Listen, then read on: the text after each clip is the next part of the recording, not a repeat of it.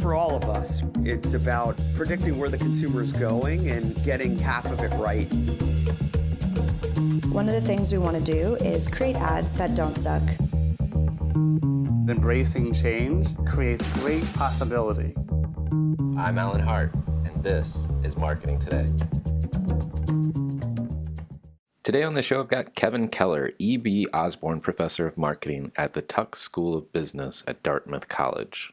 His focus areas are strategies to build, measure, and manage brand equity, and his textbook, Strategic Brand Management, has been adopted at top business schools and leading firms around the world, and some call the Branding Bible. And as of the 15th edition, he's also the co-author with Philip Kotler on the all-time best-selling introductory marketing textbook, Marketing Management. On the show today, we talk about integrated marketing communications, brand purpose, differentiation, and the fact that it's not dead yet, as well as how brands need to evolve, what they need to preserve, what needs to change, brand architecture, and also talk about the brands he follows as well as the future of marketing. Well, Kevin, welcome to the show. Welcome to you too, Alan. It's great to be here. Thanks for inviting me. I've been looking forward to this conversation because it's going to be an honor chatting with you. I think most former business school students likely remember using one of your textbooks. Not that you have just one, you have multiple. So I would love to start with just how'd you end up in marketing of all the disciplines? Well, it's actually interesting. I started out, I was a math economics undergraduate major at Cornell and thought I was going to go into finance, went to Carnegie Mellon, very quantitative program. And I took the first marketing course, and that's almost 40 years ago. So hard to believe. And I just fell in love with it. Everything about marketing. I took every elective course, worked for a couple of years, and then got my PhD. And I've just been immersed in marketing for all of that entire period of time.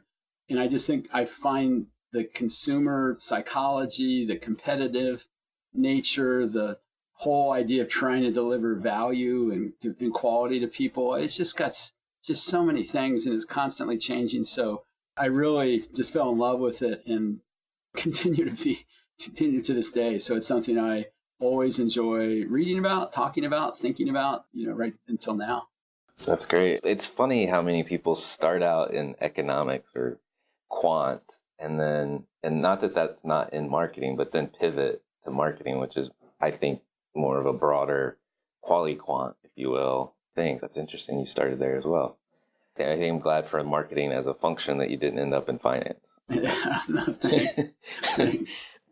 Now, I know last time we talked to you, you said your thesis was on integrated marketing communications, or IMC, and I think that remains an important topic to you. But why is it important to you? And then the world of media in particular keeps getting ever fragmented. What should marketers be thinking about?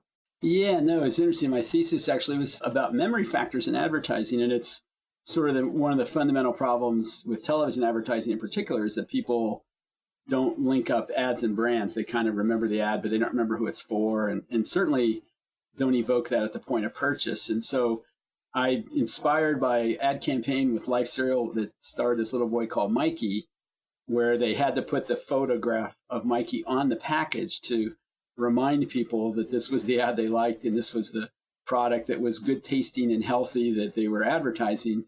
And it was very successful, basically doubled their share. And I remember when I read about that, and it was Jim Bettman, my advisor at Duke, where I got my PhD, he wrote about it. And I just was so struck by that example because it made so much sense to me. And then that got me into studying memory factors in advertising and really thinking about how to do these sorts of integrations.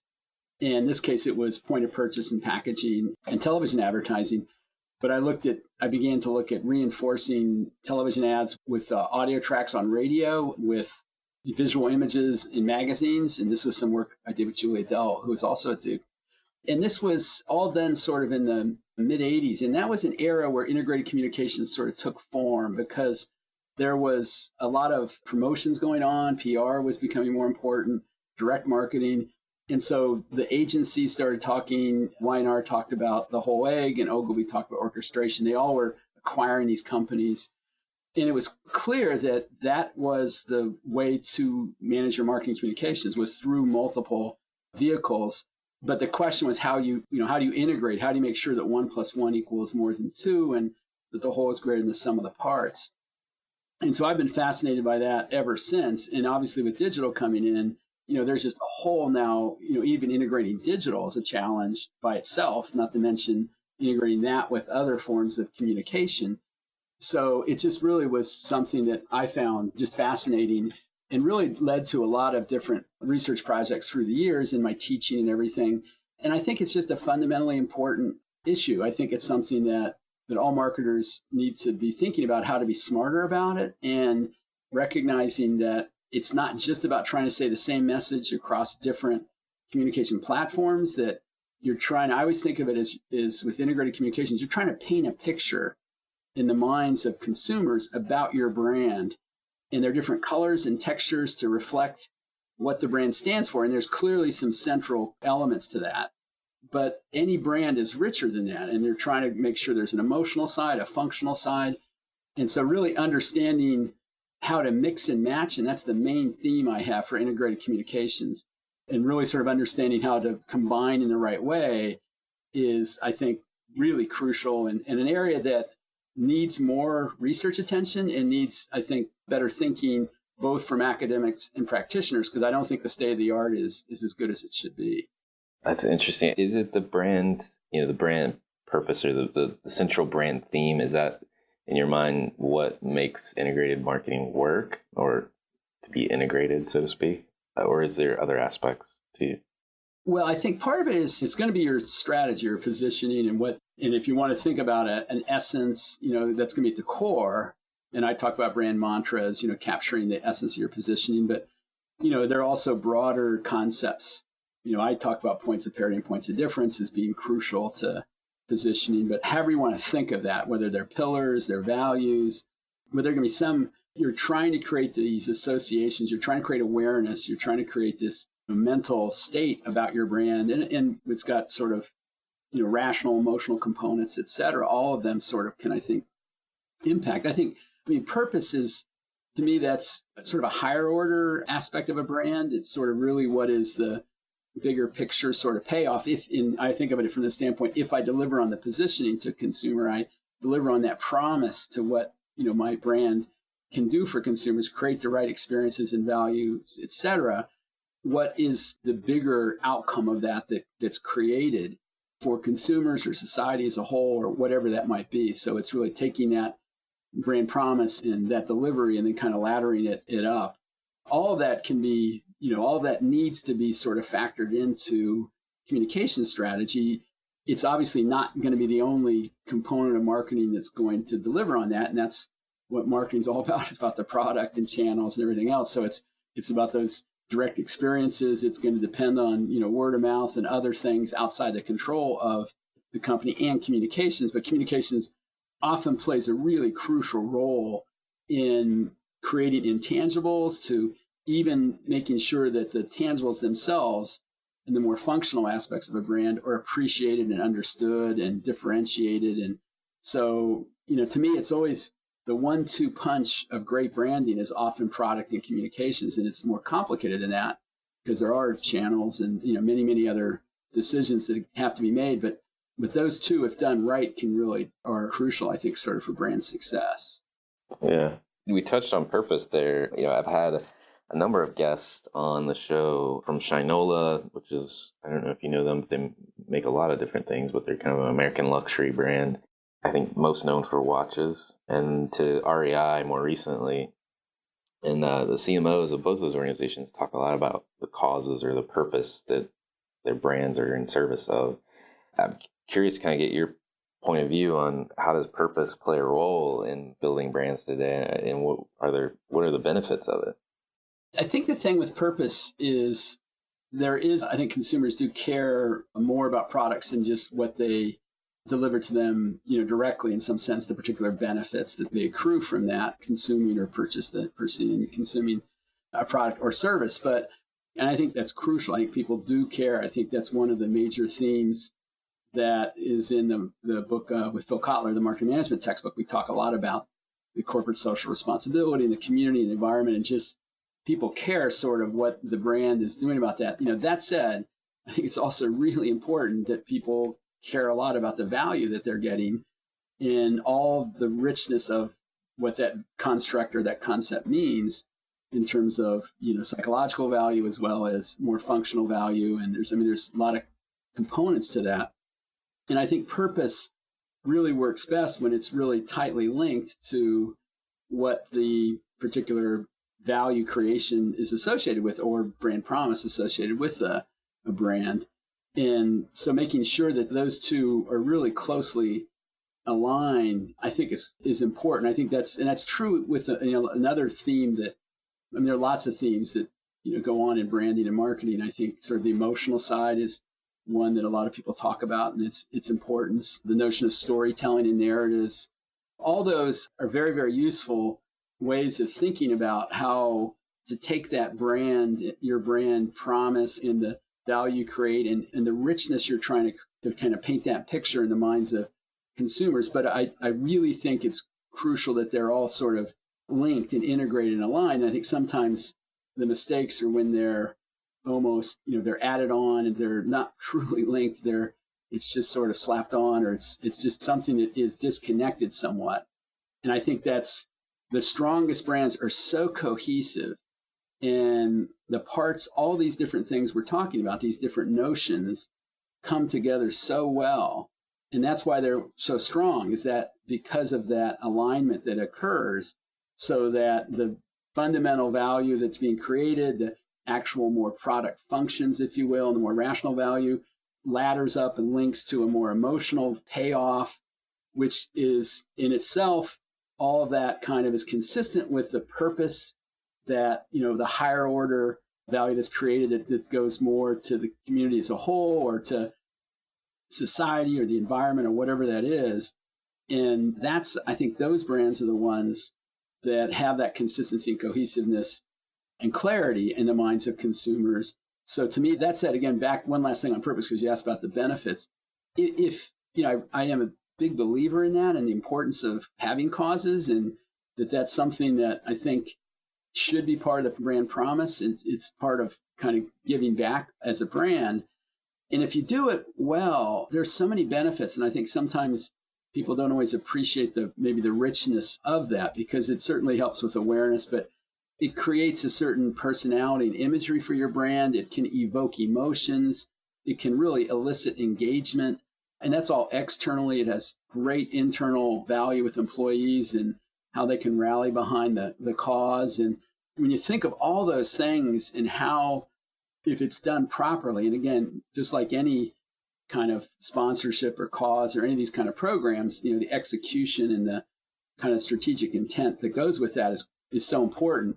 But if done right, then you're going to get bottom line benefits because of how much it can help a brand in these different ways. So that's the way I tend to think about purpose, is making sure that I appreciate, how to do it right, what the benefits are I get from it, and then most importantly, how it fits into this bigger picture of my brand strategy.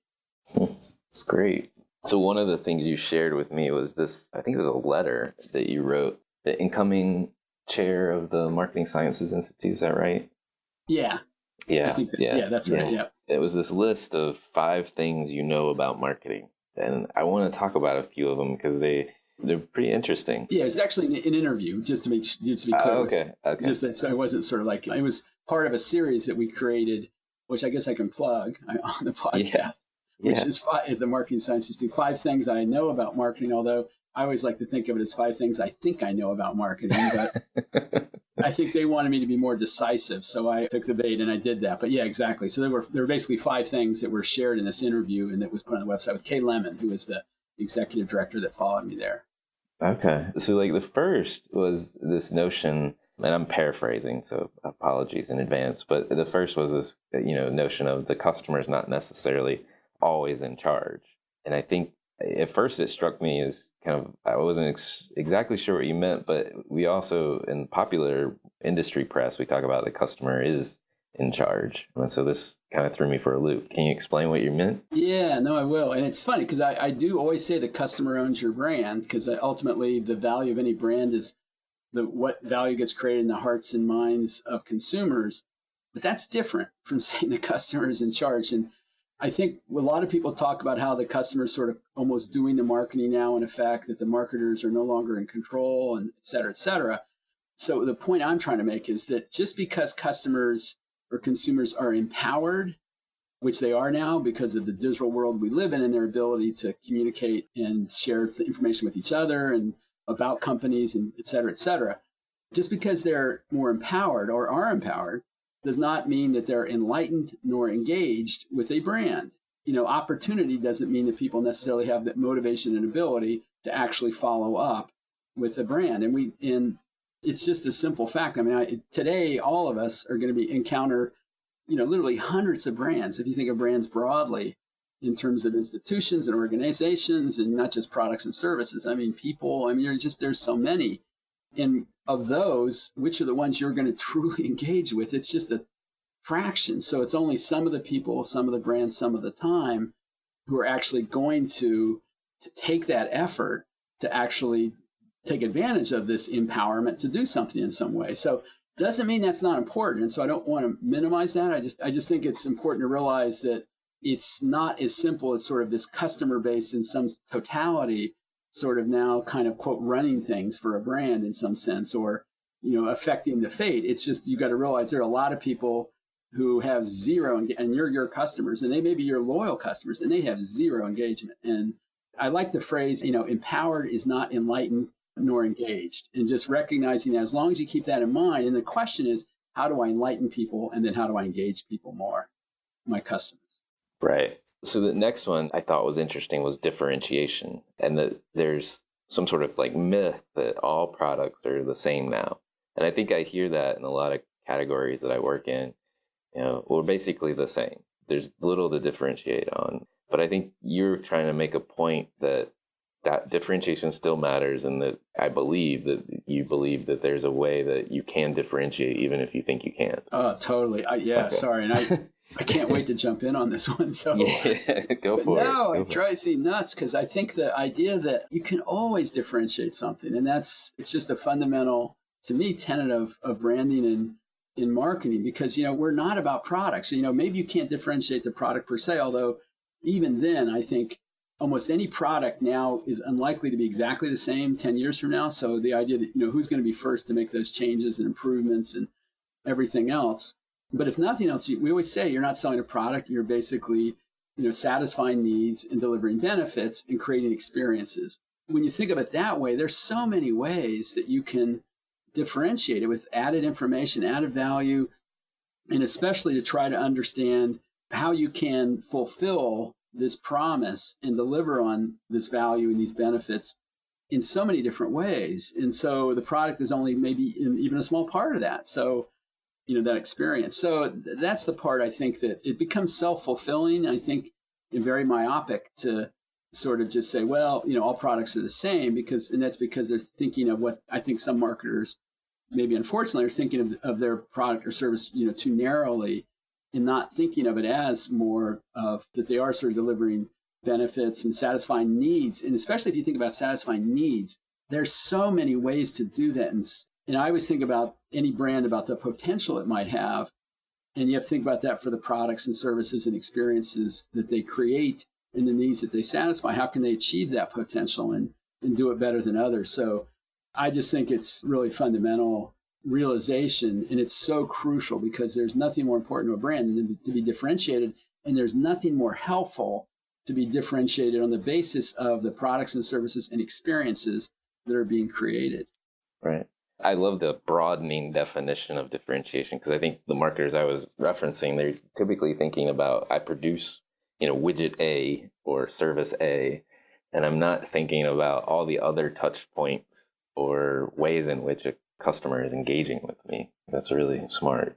We'll switch gears a little bit, but another notion, kind of the third that I wanted to point out in that interview that you highlighted, was what a brand needs to preserve versus change to remain successful. And I was recently doing a round of interviews with Effie winners, which is the award for marketing effectiveness, and Barbie was one of the winners this past year.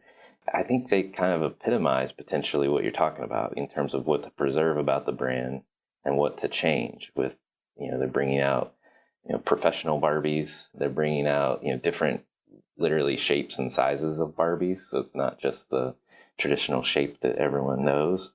But I want to get your deeper dive on what you mean by what to preserve and what needs to change. Yeah, no, that's a great question. Actually, it's when you had emailed me some ahead of time about the questions, and one of the things you had put on this one was that you wrote that I recently talked to Barbie, and I think they are nailing this right now.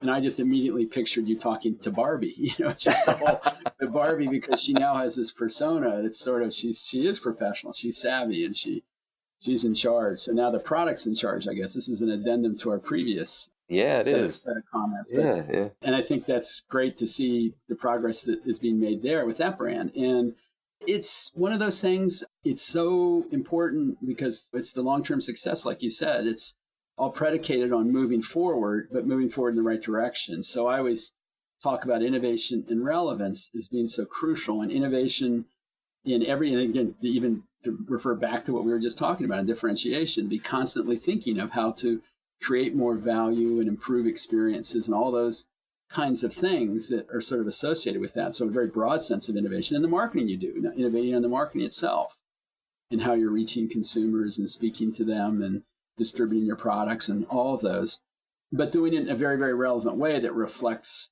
their behaviors and the reality of marketing in 2017 and 18 and 19 as we go forward. And I always say, so at the end of the day, end of the week, end of the month, end of the quarter, end of the year, any marketer has to ask themselves, what have I done to innovate and stay relevant? What have I done to push this brand forward?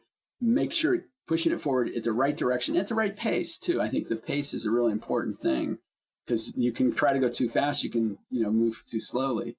So it's that continuity and change, I think, is the other trade-off that's I always sort of associate with this is, there are things that I think are enduring and central and fundamental to a brand and its marketing and everything about it that you want to preserve. And then there are things you need to change. There are things you absolutely have to do differently. And it's sometimes hard to stop doing certain things or give up some aspect of the brand that you love, but it may not be appropriate for where you want to take the brand going forward.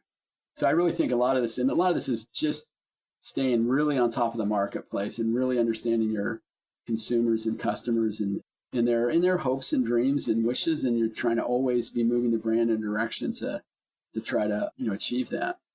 Right. Talking about this preservation part, I think that's the one that it gives us the most trouble. And I'll give you an example because I just want to get your thoughts on it. You don't necessarily have to comment on this company, but the Coca-Cola company as one that stands out in my mind. I think they've always been the Coca-Cola company, but if you look at their portfolio today, they've got more non-carbonated soft drinks in their portfolio than they do carbonated soft drinks. And yet, we're still thinking about the parent brand as the Coca-Cola company. You see bubbles and brown fluids. There's probably no special magic here, but how do you, as a brand leader, as you're trying to move your company brand or your sub-brands or brands within your portfolio, how do you stop yourself from holding to what has always been? You know what I mean? When you need to update your image potentially. And I think there's sort of two answers to that. One of them I think you alluded to with the Coca-Cola, and it's actually good, I think it's illustrative, which is, it is helpful to have a portfolio because different products are going to appeal and different brands are going to appeal to different consumers and different segments. And that gives you the strategic flexibility to do lots of different things and cover the market in the way you want and not try to make a brand do too much. So I think that's definitely part of the story. And I think that smart brands have recognized that and brought in certain, and maybe they're sub-brands, but if so, usually they're, very soft endorsement. I mean, usually it's often just straight acquisitions or whatever. Part of that. And then the challenge, I think the other part of that is the core brand and what you do with it to try to, and we just, back to Coca-Cola, I mean, Coke Zero is probably read. I mean, they're literally going to change the look, the actual formulation. So, trying to do it in a way that is better, basically. So, and I think that's the mistake is to hang on to what you didn't done in the past because you did it in the past and you liked it and it was successful, and not recognizing that formula, and in the Coke's case, maybe literally the formula, may not be the one that's appropriate for today, and that you've got to, and maybe more importantly, tomorrow. And to keep that sort of forward-looking profile, I think, is really crucial. Yeah, I'm watching Coke Zero in particular. I can't wait to see how that unfolds, in the marketplace reaction to it. I can't wait to taste it, actually. I drink a lot of Diet Coke. Yeah. I need some variety, so I would love to give it a try. I'm hoping I like it. Yeah. Me too. I drink a healthy dose of Diet Coke and Coke Zero, so it depends on what you want to go for. Yeah, right. So this kind of leads us to brand architecture in many ways. We talk about portfolio, and I've got a lot of clients lately that tend to have brand architecture problems, and sometimes they're trying to go into new segments, or they're trying to compete with quote unquote disruptive players, and they know their core brand just doesn't have the cachet to do that. When we look at that, when I've looked at it in the past, I've looked at, especially as it relates to brand extensions into new areas, segments or otherwise, is, the notion of, does my brand have permission to go there, my core brand, or do I need to create a sub brand or something like that, as well as forgiveness. So if I make a mistake in that area, am I going to hurt my master brand more than I would have helped it through that extension? But I'm curious how you think about brand architecture challenges. It just seems like there's a lot of this going on. I mean, Coke is one example, but there's a lot of financial services companies that are trying to deal with the new upstarts and disruptive players, whether it's robo-advisors or other means. It's funny. It's probably the one, there's always an issue about positioning and all, like we talked about earlier, about what you want your brand to stand for, and thinking about that and how rich and the different aspects. And, that's always pretty fundamental in differentiation, as we said, and relevance and all those things. But architecture is it's this uniquely branding sort of issue that comes up, constantly in brand strategy. And ironically, a lot of times you don't start there, but you end up there because you're dealing with some problem or some issue, and you realize, wow, there's an architecture question here about, the sub brands or the portfolio or the extensions. So there's a whole lot to deal with there. And I have to say, most companies' brand architectures, they almost always can be improved, because often they're done in a very bottom-up way. So not sort of top-down in a very strategic, deliberate, maybe thoughtful way, sort of just more organic. And so you all of a sudden you step back and you look, because it's bottom-up, and you realize, wow, it's kind of all over the map. So to me, some of the real key ones are, a lot of it is brand extensions, because that's so important, because new products are so important to growth and success for a company. And so many of them are extensions. And to your point, permission is crucial, but it's necessary, but not sufficient, because there has to be, again, that differentiation that occurs.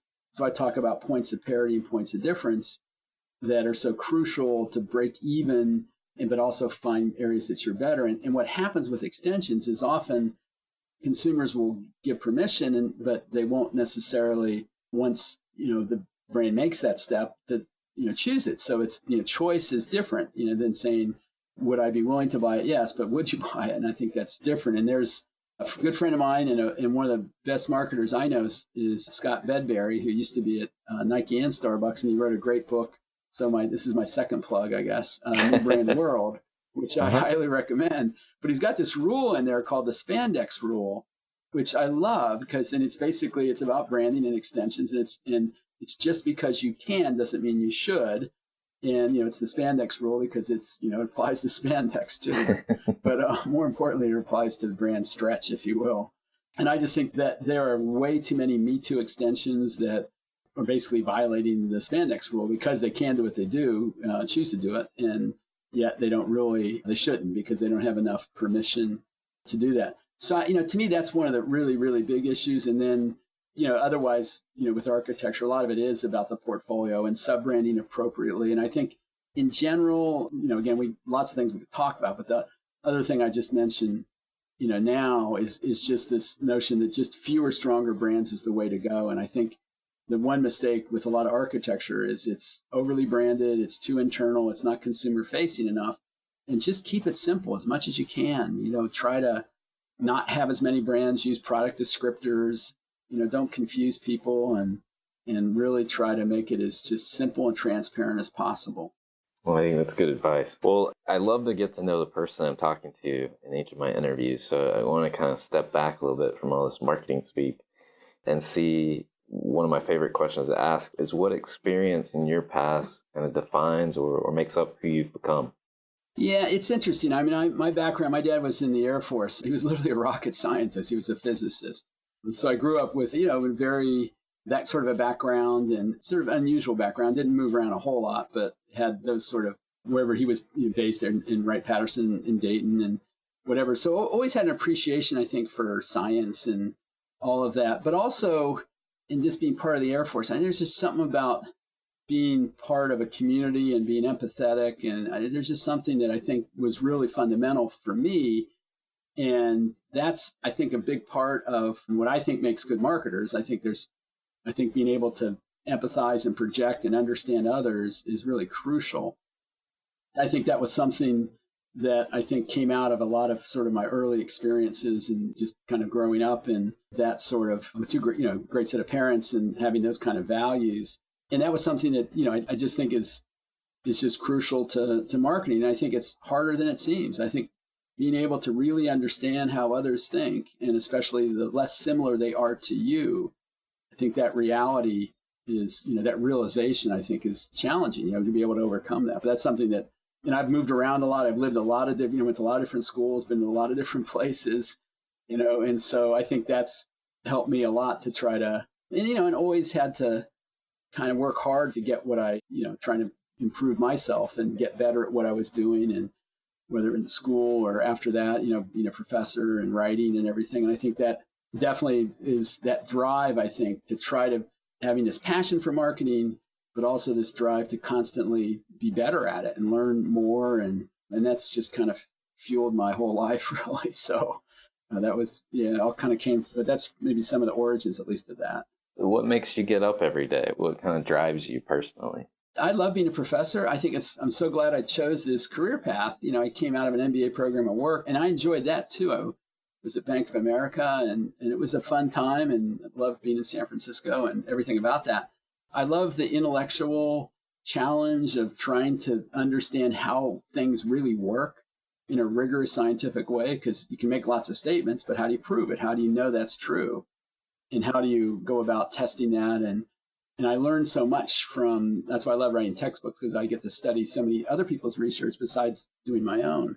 So I love that side, and I love working with companies. I mean, that's the other part of what I do, or whether it's having that chance to, that part I think is really, really the more practical side. So the academic side, you have the research, the teaching, and all of that I think is really cool. And then the chance to work with companies and speak with them and learn from them and get involved in their problems and using that to drive my research so it becomes this really virtuous cycle or circle that I think is really neat. So that's what gets me up, is there's always things I want to be doing, writing, thinking about. So like I say, if you love marketing, there's just always something happening that you want to think about, like what does that mean? Why is Coke doing that? What are the implications of that? How would you, what's that mean conceptually or strategically and practically? And so, I mean, that to me is a lot of and so it's that I always want to be rigorous and relevant, and that's pretty much what drives, gets me up and, keeps me going through the day.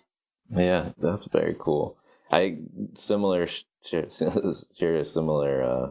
passions, obviously, to marketing. Exactly. Are there any brands or companies that you kind of personally follow, or you think other people, maybe even causes, you think other people should be taking notice of? I look at a lot of the big companies still. I think the Nikes and P&Gs and the American Expresses, the ones who are established and have made their mark in marketing, those are all, I think, some of the more accomplished marketing companies. Apple, so sort of the kind of that classic, almost you want to think of them as the Hall of Famers, if you will, and even the relatively younger entrants into that, like Starbucks and Red Bull and companies like that, who I think really made their mark.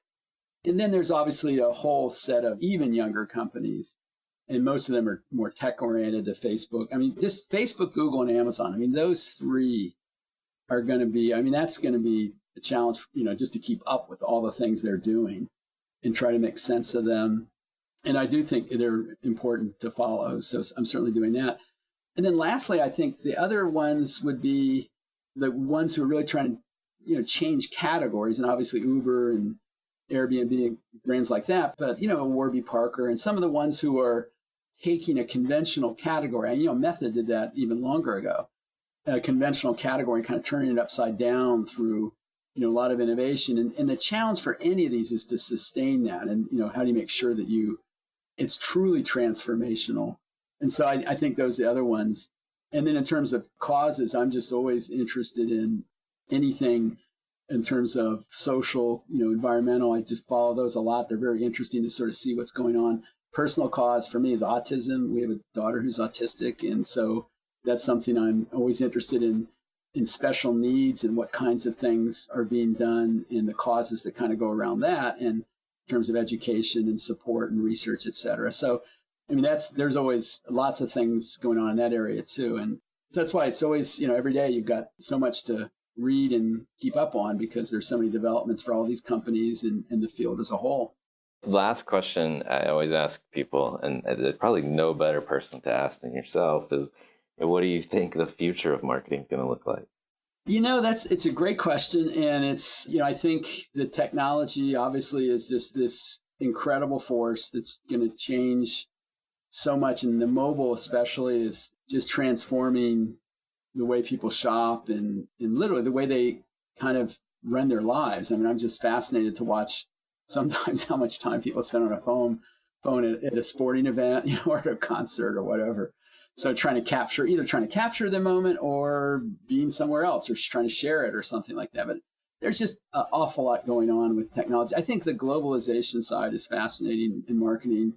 Again, some of these are not new trends, but I think they're just powerful forces that have just huge implications in the developing markets, and looking at China and India and other countries. It's just fascinating.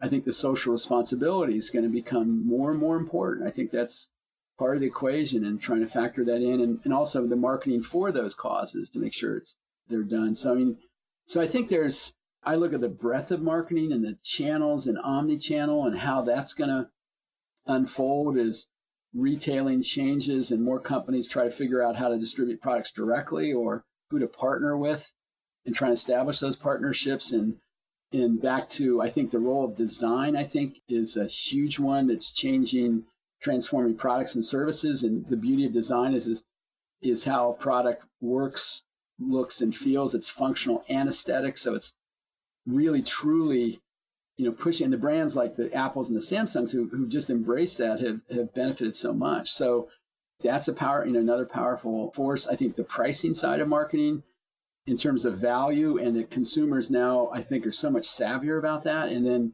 trying to really understand that, but also what flexibility, how dynamic you can be with pricing. Those are all, and then obviously integrated communications we were talking about earlier. So there's just a lot going on. So it's an exciting time, and I think it's an art and a science, and that's the future. Marketing is still going to be an art and a science. It's still going to be how you can do things technically better, but also how can you do things creatively, with a certain philosophy of how things work and marketing, and what's the best way to design and implement and execute, marketing programs. So very, very exciting time. Well, it's been a great conversation. I can't thank you enough for coming on the show today. Oh, it's my pleasure. I really enjoyed the chance to get to know you a little bit better, and also have the chance to do this interview.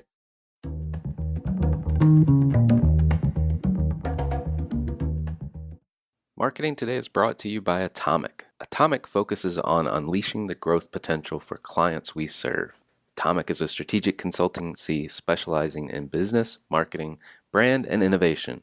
Our singular goal is to help you accelerate your efforts with the right mix of expertise, analysis, and creativity. Check us out at atomic.com. ATOMCK.com. Hi, it's Alan again. Marketing Today was created and produced by me, with project management by Sarah Williams, audio production by Aaron Campbell, writing and editing by Kevin Greeley, social media support by Megan Woods, art and graphic design by Sarah Dell.